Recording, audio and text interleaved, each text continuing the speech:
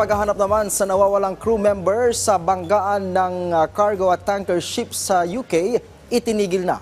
At US President Trump dinumog ng protesta matapos ipadakip ang isang pro-Palestinian activist, si Joshua Garcia, para sa sentro ng balita.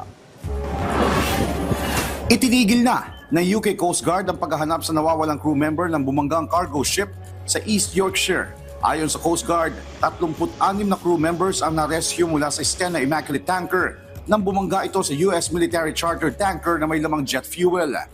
Tumagas sa dagat ang A1 jet fuel na dala ng tanker na nagdulot ng mas malaking sunog.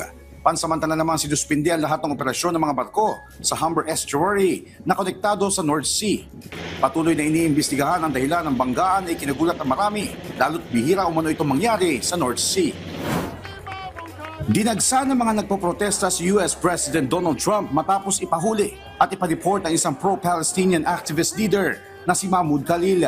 Dinampot si Khalil ng mga Federal Immigration Agents sa New York City noong Sabado at agad na dinala sa immigration jail sa Louisiana.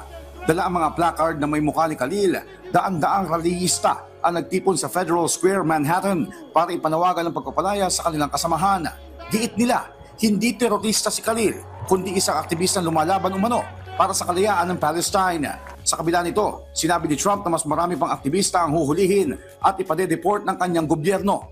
Nagbabala din siya sa mahigit 60 universidad na maaari mawalan ng pondo kung mabibigong protektahan ang kanilang Jewish students.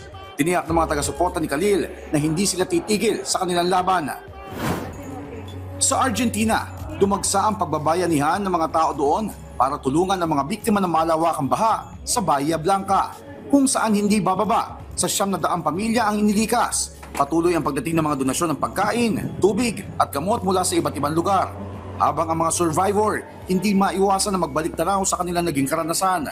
Tulad ng isang ginang na ikinuwento pa ang kanyang paglangoy palabas ng bintana para makalikas. Sa ngayon, patuloy ang pagbangon ng Bahia Blanca at nananatiling buhay ang diwa ng malasakit at bayanihan sa gitna ng pagsubok. Joshua Garcia para sa Pambansang TV sa Bagong Pilipinas.